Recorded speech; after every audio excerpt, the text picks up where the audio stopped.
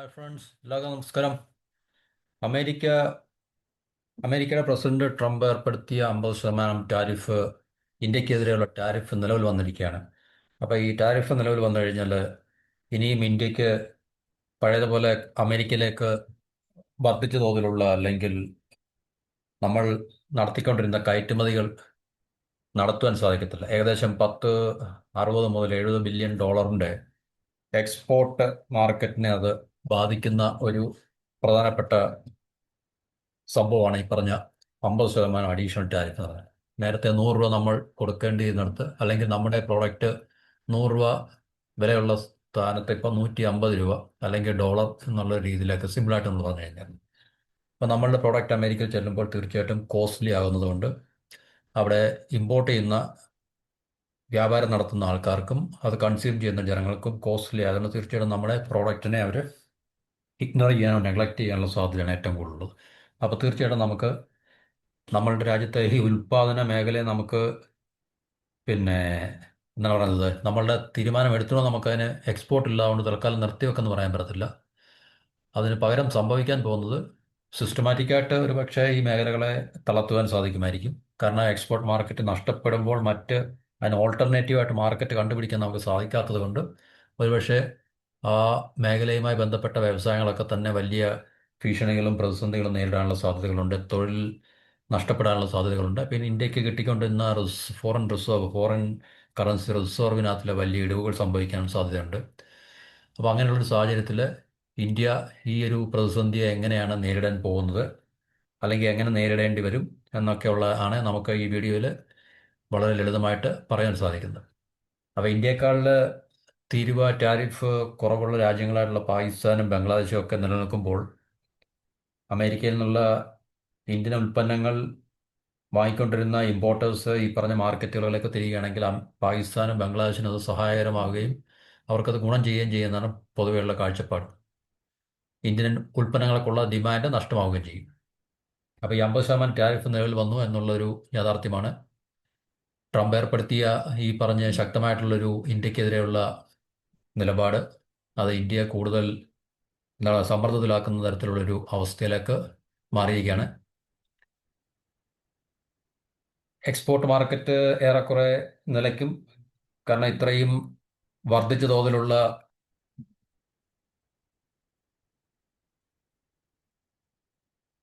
വർദ്ധിച്ച തോതിലുള്ള നിരക്കിൽ നമുക്ക് ഉൽപ്പന്നങ്ങൾ അവിടെയൊക്കെ കയറ്റി അയക്കാൻ സാധിക്കത്തില്ല, ആരും മേടിക്കത്തില്ല.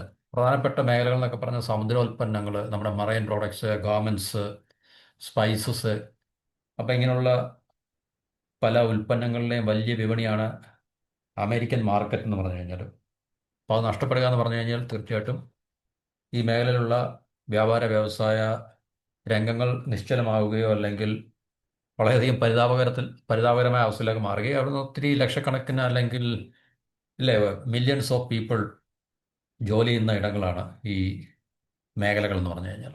അപ്പോൾ കയറ്റുമതി നഷ്ടപ്പെടുമ്പോൾ കയറ്റുമതിയെ മാത്രം ആശ്രയിച്ച് നിലനിൽക്കുന്ന ഈ മേഖലകൾ, എക്സ്പോർട്ട് ഓറിയൻറ്റഡ് ആയിട്ടുള്ള മേഖലകൾ തീർച്ചയായിട്ടും എക്സ്പോർട്ട് ഓർഡേഴ്സിനെ ഡിപ്പെൻഡ് ചെയ്താണ്. അപ്പോൾ അത് നഷ്ടപ്പെടുമ്പോൾ തീർച്ചയായിട്ടും അവർക്ക് കച്ചവടം നഷ്ടപ്പെടുകയും വരുമാനം നഷ്ടപ്പെടുകയും അവിടെ ജോലി ചെയ്യുന്ന ആൾക്കാർക്ക് തൊഴിലിടങ്ങളിൽ തൊഴിൽ നഷ്ടപ്പെടുകയൊക്കെ ചെയ്യും. അതുപോലെ തന്നെ അനിശ്ചിതത്വം ഉണ്ടാകും. സാമ്പത്തികമായിട്ടുള്ള അനിശ്ചിതത്വം എക്കോണമിയിൽ പൊതുവെ ഉണ്ടാകാനുള്ള സാധ്യത നമുക്ക് തള്ളിക്കളയാൻ പറ്റില്ല. അപ്പോൾ ഇനി ലാഭകരമല്ല അങ്ങോട്ടുള്ള കയറ്റുമതി. അപ്പോൾ അതുകൊണ്ട് ഈ ഉൽപ്പന്നങ്ങൾക്ക് എന്തായാലും ഉൽപ്പാദിപ്പിച്ചുകൊണ്ടിരിക്കുന്ന ഉൽപ്പാദകർക്ക് അത് നിർത്താൻ സാധിക്കത്തില്ല. കാരണം അവർ കച്ചവടം ബിസിനസ് തുടങ്ങിയതാണ്, അവർക്കത് കൂട്ടിക്കെട്ടിങ്ങനെ പോകാൻ പറ്റത്തില്ല. അപ്പോൾ അവരുടെ മുമ്പിൽ രണ്ട് വഴികളാണുള്ളത്. ഒന്ന്, ഇന്ത്യയുടെ ആഭ്യന്തര വിപണിയിൽ ഇത് കുറഞ്ഞ ചെലവിൽ ഇതിനെ വിറ്റഴിക്കുക. രണ്ട്, ലോക കമ്പോളത്തിൻ്റെ മറ്റു ഭാഗങ്ങളിലേക്ക്, അമേരിക്ക ഒഴികെ മറ്റു ഭാഗങ്ങളിലേക്ക്, European union, Japan, middle east, Africa അല്ലെങ്കിൽ ചൈന ഇതുപോലുള്ള രാജ്യങ്ങളിലേക്ക് ഈ കയറ്റുമതിയെ റീഡയറക്റ്റ് ചെയ്യുക, വഴിതിരിച്ചു വിടുക എന്നുള്ളതാണ് ഇന്ത്യൻ ഈ പറഞ്ഞ വ്യവസായ മേഖലയുടെ മുമ്പിലുള്ള രണ്ട് ഓപ്ഷൻസ് എന്ന് പറഞ്ഞു കഴിഞ്ഞാൽ. അപ്പോൾ അത് യൂറോപ്യൻ, ഗൾഫ്, ആഫ്രിക്കൻ വിപണികളിലേക്ക് ശ്രദ്ധ തിരിക്കുമോ, അല്ലെങ്കിൽ ഗവൺമെൻറ് അതിനുവേണ്ടി തീർച്ചയായിട്ടും ഈ പറഞ്ഞ വ്യവസായ മേഖലകൾക്ക് ഗുണകരമാകുന്ന രീതിയിലുള്ള നയപരമായിട്ടുള്ള മാറ്റങ്ങൾ എന്തെങ്കിലും എടുക്കണമെങ്കിൽ തീർച്ചയായിട്ടും എടുത്തേ മതിയാകൂ. അതുപോലെ തന്നെ കയറ്റുമതിക്ക് വേണ്ടി മാത്രം ഉൽപ്പാദിപ്പിച്ചുകൊണ്ടിരുന്ന ഉൽപ്പന്നങ്ങൾ ഇന്ത്യൻ വിപണിയിൽ നമ്മുടെ ആഭ്യന്തരമായിട്ടുള്ള വിപണിയിൽ കുറഞ്ഞ വിലയിൽ വിറ്റഴിക്കും. കുറഞ്ഞ വിലയിൽ വിറ്റഴിക്കുക എന്ന് പറഞ്ഞു കഴിഞ്ഞാൽ ഇത് എക്സ്പോർട്ട് ചെയ്യാൻ വേണ്ടി മാത്രമുള്ള ഉൽപ്പന്നങ്ങളായിട്ട് ഗുണനിലവാരവും കൂടുതലായിരിക്കും, വിലയും കൂടുതലായിരിക്കും.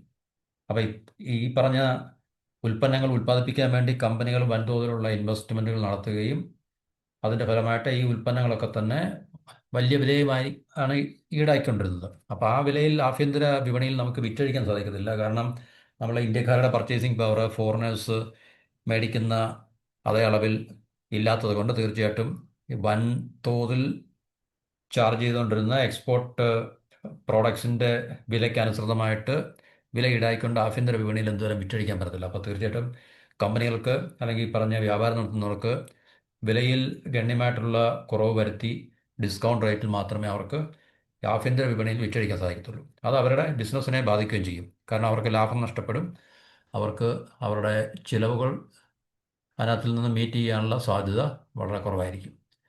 അപ്പോൾ കയറ്റുമതിക്ക് എന്ത് സംഭവിക്കുമെന്ന് ചോദിച്ചു കഴിഞ്ഞാൽ നമ്മൾ പറഞ്ഞു 50% ടാരിഫ് ഏർപ്പെടുത്തിയതോടുകൂടി $100 അല്ലെങ്കിൽ $100 കിട്ടിയിരുന്ന സാധനം ഇനിയും അവിടെ 150 എന്നുള്ളൊരു വിലയിലായിരിക്കും കിട്ടുന്നത്. അപ്പോൾ തീർച്ചയായിട്ടും വില കൂടും. വില കൂടുമ്പോൾ കൺസ്യൂമേഴ്സ് പ്രിഫർ ചെയ്യത്തില്ല.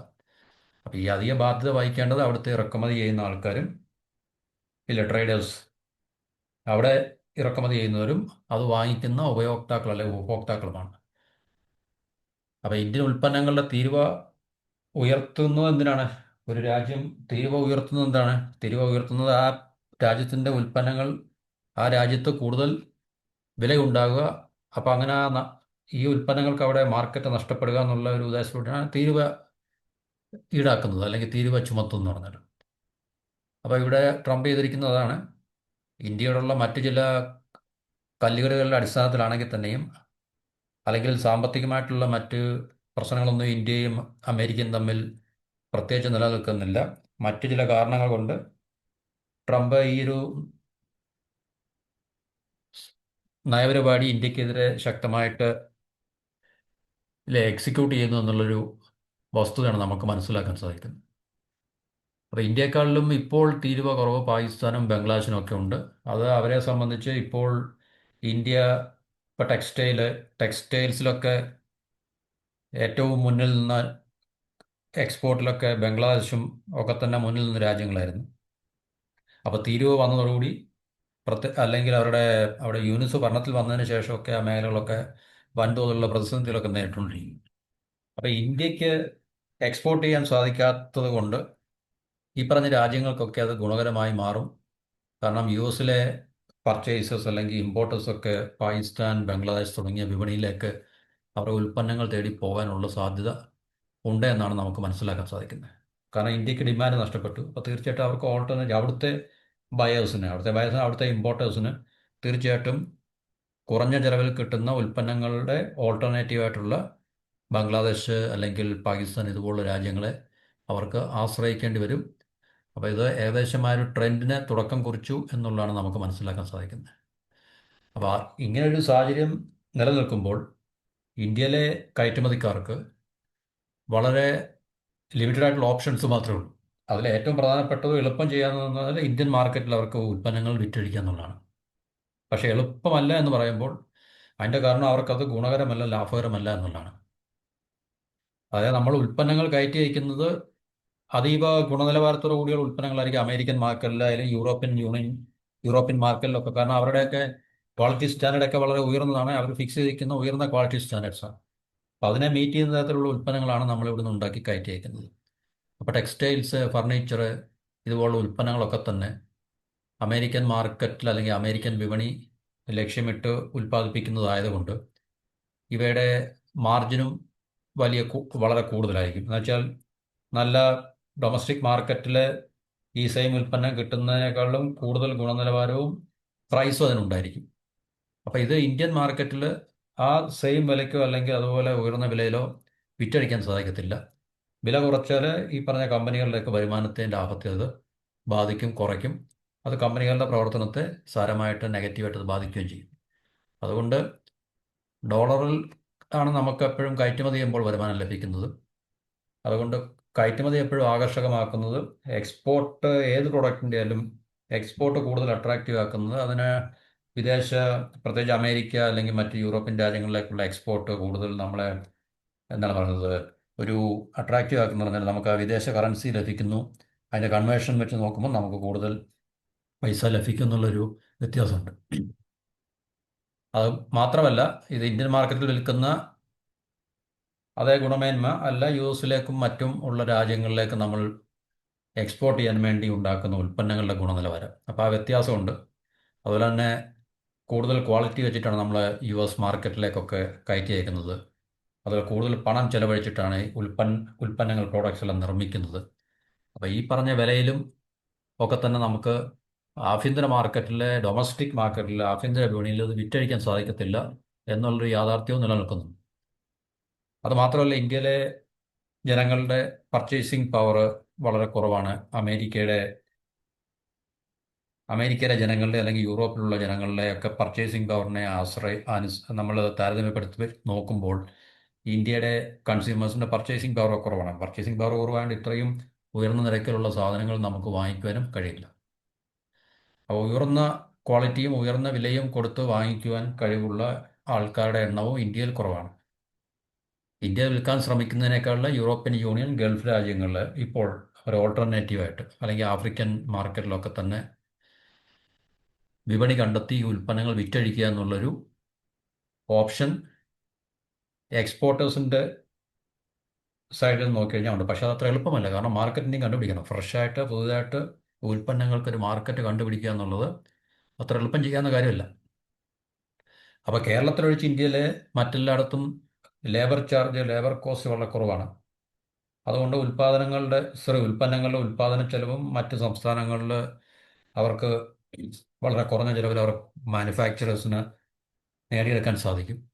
അതുകൊണ്ട് തന്നെ മറ്റ് പല രാജ്യങ്ങളിലുള്ള പോലെ തന്നെ യന്ത്രവൽക്കരണമൊക്കെ തന്നെ കുറവാണ്. ഇപ്പോൾ ചൈന അല്ലെങ്കിൽ ജപ്പാൻ, കൊറിയ അല്ലെങ്കിൽ ഈവൻ തായ്വാൻ ഇതുപോലുള്ള രാജ്യങ്ങളിലൊക്കെ തന്നെ സർവ്വവ്യാപകമായിട്ട് റോബോട്ടൈസേഷനും അല്ലെങ്കിൽ മെക്കനൈസേഷൻ, ഓട്ടോമേഷനും ഒക്കെ ഉള്ളതുപോലെ ഇന്ത്യയിലെ ഉൽപ്പാദന മേഖലയിലൊന്നും അതിൻ്റെ പകുതി പോലും നമ്മൾ ആയിട്ടില്ല, എത്തിച്ചേർന്നിട്ടില്ല. അപ്പോൾ അങ്ങനെയൊക്കെയുള്ള ചില കുറവുകൾ ഇന്ത്യക്കുണ്ട്.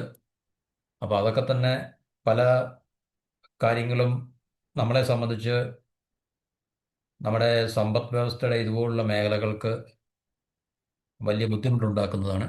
കയറ്റുമതി കുറഞ്ഞാൽ നമുക്കറിയാം ഉൽപ്പാദനം പലരും കുറയ്ക്കേണ്ടി വരും. ഇപ്പോൾ ഒരു വ്യവസായ യൂണിറ്റ് ഇതുവരെ കയറ്റുമതി ചെയ്തുകൊണ്ടിരുന്നതിൽ അവർക്ക് കയറ്റുമതിയുടെ മാർക്കറ്റ് അല്ലെങ്കിൽ ആ കയറ്റുമതിയുടെ വിപണി നഷ്ടപ്പെടുമ്പോൾ അവർക്ക് തീർച്ചയായിട്ടും ഉൽപ്പാദനം വെട്ടിക്കുറയ്ക്കേണ്ടി വരിക, പൂർണ്ണമായിട്ടും അവർക്ക് നിർത്തേണ്ടി വരികയും ചെയ്യും. അപ്പോൾ തീർച്ചയായിട്ടും അത് ആ ഒരു സിംഗിൾ യൂണിറ്റിൽ എടുത്തു നോക്കിക്കഴിഞ്ഞാലും അത് അത്തരമുള്ള നൂറുകണക്കിന് അല്ലെങ്കിൽ ആയിരക്കണക്കിന് യൂണിറ്റുകൾ നമ്മൾ എടുത്തു നോക്കുമ്പോൾ ആയിരക്കണക്കിന് ലക്ഷക്കണക്കിന് ആൾക്കാർക്ക് തൊഴിൽ നഷ്ടപ്പെടുന്ന ഒരു സാഹചര്യം കൂടെ സൃഷ്ടിക്കും. അപ്പോൾ അത് രാജ്യത്ത് പലതരത്തിലുള്ള ക്രൈസിസ്, സോഷ്യോ പൊളിറ്റിക്കലായിട്ടും സോഷ്യോ ഇക്കണോമിക്കായിട്ടും ഒക്കെയുള്ള ക്രൈസിസ്, പ്രതിസന്ധികളൊക്കെ ഉണ്ടാക്കുമെന്നുള്ളതിൽ സംശയമില്ല. അപ്പോൾ ഇത് തീർച്ചയായിട്ടും ഗവൺമെൻറ്റിൻ്റെ മുമ്പിലുള്ള ഏറ്റവും വലിയൊരു പ്രതിസന്ധിയാണ്. ഗവൺമെൻറ്റിന് ഇത്തരം പ്രശ്നങ്ങളെ തീർച്ചയായിട്ടും പ്രൊആക്റ്റീവായിട്ടും അഗ്രസീവായിട്ടും തന്നെ അപ്രോച്ച് ചെയ്തേ മതിയാകൂ. ഇപ്പോൾ അമേരിക്കയുടെ മാർക്കറ്റ് നമുക്ക് തൽക്കാലം നഷ്ടപ്പെടുന്നു. പിന്നെ അമേരിക്കയായിട്ടുള്ള ചർച്ചകളിലേക്ക് ഫലമായിട്ട് പിന്നീട് എപ്പോഴെങ്കിലും നമുക്ക് എന്താണ് പറയുന്നത് പഴയ പടിയിലേക്ക് ആക്കുവാൻ സാധിച്ചു കഴിഞ്ഞാൽ അത് അപ്പോഴത്തെ കാര്യമാണ്. പക്ഷേ തൽക്കാലം എന്തായാലും ഇരു രാജ്യങ്ങൾക്കും ഇടയിൽ യാതൊരു കോംപ്രമൈസിൻ്റെയും എന്താണ് പറയുന്നത് ചർച്ചകളോ അല്ലെങ്കിൽ സംഭാഷണങ്ങളോ സംസാരങ്ങളോ ഒന്നും ഉള്ളതായിട്ട് നമുക്ക് അറിവില്ല. അപ്പോൾ തൽസ്ഥിതി എന്തായാലും കുറച്ചു നാൾ തുടരും. അതുവരെ നമ്മുടെ രാജ്യത്ത് ഈ പറഞ്ഞ മേഖലകളുമായിട്ട് ബന്ധപ്പെട്ട പ്രതിസന്ധികളും ക്രൈസിസും ഒക്കെ തന്നെ അതിനെ പ്രൊട്ടക്റ്റ് ചെയ്യുക എന്നുള്ളത്, അല്ലെങ്കിൽ അതിന് ഒരു ഓൾട്ടർനേറ്റീവായിട്ടുള്ള ട്രേഡ് റൂട്ട് ഉണ്ടാക്കി കൊടുക്കുക എന്നുള്ളത് ഗവൺമെൻറ്റിൻ്റെ ഉത്തരവാദിത്തമാണ്. അത് ഗവൺമെൻറ് നിർവഹിക്കുക എന്നുള്ളതാണ് നമ്മുടെ രാജ്യത്തിൻ്റെ സമ്പദ് വ്യവസ്ഥയെ നിലനിർത്തുവാൻ, ഈ പറഞ്ഞ തൊഴിൽ നഷ്ടപ്പെടാതെ കാത്തു സൂക്ഷിക്കുക എന്നുള്ളത് ഭരണകൂടത്തിൻ്റെ അല്ലെങ്കിൽ ഭരിക്കുന്ന സർക്കാരിൻ്റെ ഉത്തരവാദിത്തം കൂടാണ് എന്നുള്ളൊരു കാര്യവും നമ്മൾ വിസ്മരിക്കരുത്. അപ്പോൾ ഇതിപ്പോൾ നമ്മളെ സംബന്ധിച്ച് വലിയൊരു എന്താണ് പറയുക, ശരിക്കും പറഞ്ഞാൽ നല്ലൊരു ഷോക്കാണ്. അത് ഇന്ത്യ പോലുള്ള രാജ്യത്തിന് എങ്ങനെ അതിനെ നേരിടാൻ സാധിക്കും എന്നുള്ളത് നമുക്കറിയില്ല. നമ്മൾ ചൈനയല്ല, അല്ലെങ്കിൽ നമ്മൾ മറ്റേതെങ്കിലും അല്പം കൂടെ ബോൾഡായിട്ട് നമുക്ക് അമേരിക്കക്കെതിരെ അല്ലെ ബോൾഡായിട്ടുള്ള സ്റ്റാൻഡ് നമുക്ക് എടുത്തുകൊണ്ട് അമേരിക്കയിൽ നമുക്ക് തീർച്ചയായിട്ടും ലോക വിപണി വളരെ വാസ്റ്റാണ്, ഇല്ലെന്ന് പറയാൻ പറ്റില്ല. എന്ന് പറഞ്ഞാൽ നമുക്ക് അമേരിക്കൻ വിപണിയെ പൂർണ്ണമായിട്ടും നമുക്ക്, കാരണം ഇന്ത്യയുടെ ഏറ്റവും നല്ലൊരു ഏറ്റവും മേജർ ട്രേഡിംഗ് പാർട്ണറാണ് അമേരിക്ക എന്ന് പറഞ്ഞു കഴിഞ്ഞാൽ. ട്രേഡിംഗ് പാർട്ണർ മാത്രമല്ല, മറ്റു പല മേഖലകളിലും ഇല്ല, നമുക്കറിയാം പ്രതിരോധപരമായിട്ടും സൈനികപരമായിട്ടും ഒക്കെ തന്നെ ഇന്ത്യ അമേരിക്കൻ തമ്മിൽ കഴിഞ്ഞ 10-20 വർഷത്തിന് മേളിലായിട്ടുള്ള സഖ്യങ്ങളും ഫ്രണ്ട്ഷിപ്പും ഒക്കെ തന്നെ കൂടിക്കൂടി വരികയാണ്.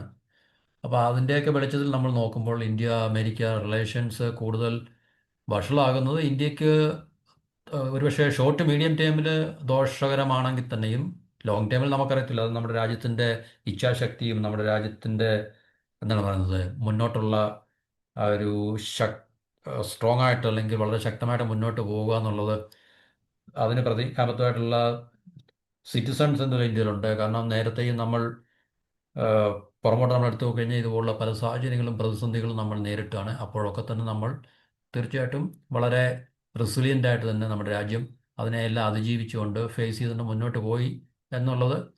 ഇപ്പോൾ നിലനിൽക്കുന്ന രാഷ്ട്രീയം അത് വേറൊരു വിഷയം. രാഷ്ട്രീയ പാർട്ടികൾ, ഭരിക്കുന്ന രാഷ്ട്രീയ പാർട്ടി അല്ലെങ്കിൽ അവരുമായിട്ടുള്ള രാഷ്ട്രീയം നമുക്ക് മാറ്റി നിർത്തിയാൽ നമ്മുടെ രാജ്യത്തിൻ്റെ താല്പര്യങ്ങളെയും രാജ്യത്തിൻ്റെ സുരക്ഷയും നമുക്ക് എല്ലാവർക്കും ഒരുപോലെ പ്രധാനപ്പെട്ടാണ്. അപ്പോൾ അതിന് തീർച്ചയായിട്ടും നമ്മൾ ഒരുപക്ഷെ ഇതുപോലുള്ള പ്രതിസന്ധികളിൽ കൂടി നമുക്ക് പ്രതിസന്ധികൾ അത്യാവശ്യമാണ്. അപ്പോൾ അങ്ങനെയുള്ള പ്രതിസന്ധികൾ മാത്രമേ നമ്മളെ കൂടുതൽ ശക്തമാക്കി മുന്നോട്ട് നമുക്ക് വളരുവാനും നമ്മളെ കൂടുതൽ ശക്തിപ്പെടുത്താനും നമുക്ക് സാധിക്കത്തുള്ളൂ. അപ്പോൾ തീർച്ചയായിട്ടും ഇന്ത്യ പോലുള്ള രാജ്യം അതിനുള്ള ഇൻറ്റേർണൽ കപ്പാസിറ്റി അല്ലെങ്കിൽ ഇൻറ്റേർണൽ സ്ട്രെങ്ത് നമുക്കുണ്ട്. ഇന്ത്യ ഇതിനെല്ലാം അതിജീവിക്കും. തീർച്ചയായിട്ടും ഇന്ത്യ കൂടുതൽ എന്താണ് പറയുന്നത് ശക്തി ആർജിച്ച് മുന്നോട്ട് പോകുമെന്നുള്ള കാര്യത്തിൽ സംശയമൊന്നുമില്ല. രാഷ്ട്രീയം നമുക്ക് മാറ്റിവെക്കാം. രാഷ്ട്രീയ പൊളിറ്റിക്കൽ പാർട്ടി അവരുടെ നയങ്ങൾ അവരുടെ നിലപാടുകളൊന്നും നമുക്ക് പ്രശ്നമല്ല. പക്ഷേ ഇന്ത്യക്ക് നമ്മുടെ രാജ്യ എന്ന നിലയിൽ നമുക്ക് ഒറ്റക്കെട്ടായിട്ട് മുന്നോട്ട് പോകേണ്ട ഒരു സാഹചര്യങ്ങളാണ് ഇപ്പോൾ നമ്മുടെ മുമ്പിലുള്ളത്. അതിനകത്ത് തീർച്ചയായിട്ടും നമ്മളെല്ലാവരും രാജ്യത്തെ സ്നേഹിക്കുന്ന ഇന്ത്യൻ സിറ്റിസൺസ്, ഇന്ത്യൻ പൗരന്മാരെല്ലാം ഒറ്റക്കെട്ടായിട്ട് നിന്നുകൊണ്ട് തീർച്ചയായിട്ടും ഇതുപോലുള്ള പ്രതിസന്ധികളെയും അല്ലെങ്കിൽ ക്രൈസിസിനെയൊക്കെ നമ്മൾ ഫേസ് ചെയ്യുക എന്നുള്ളതാണ് നമ്മുടെ രാജ്യത്തെ നമുക്ക് മുന്നോട്ട് കൈപിടിച്ചു കൊണ്ടുപോകാൻ വേണ്ടി നമ്മൾ ചെയ്യേണ്ട ഏറ്റവും പ്രധാനപ്പെട്ട കാര്യം. അപ്പം ഇതാണ് നമുക്ക് ഈ ടോപ്പിക്കുമായിട്ട് ബന്ധപ്പെട്ട ചില പോയിന്റുകൾ ഇവിടെ പറയാനുള്ളത്. അടുത്ത ടോപ്പിക്കുമായിട്ട് അടുത്ത വീഡിയോയിൽ നമുക്ക് കാണാം. എല്ലാവർക്കും നന്ദി, നമസ്കാരം, and have A wonderful day.